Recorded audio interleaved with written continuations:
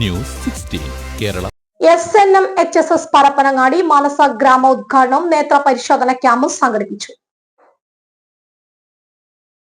Principal സ്വാഗതം ആശംസിച്ച ചടങ്ങിൽ PTA ലത്തീഫ് തെക്കേപ്പാട്ട് അധ്യക്ഷനാവുകയും മുനിസിപ്പൽ ചെയർമാൻ ഷാഹുൽ ഹമീദ് ഉദ്ഘാടനം ചെയ്യുകയും ചെയ്തു.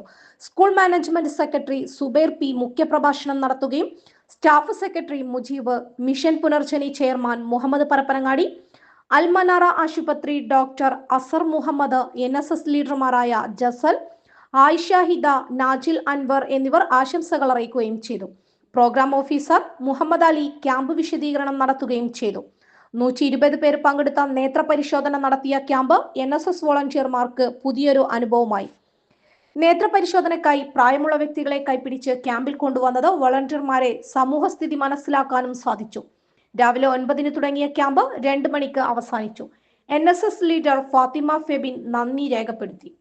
റിപ്പോർട്ടർ മുഹമ്മദ് പരപ്പനങ്ങാടി.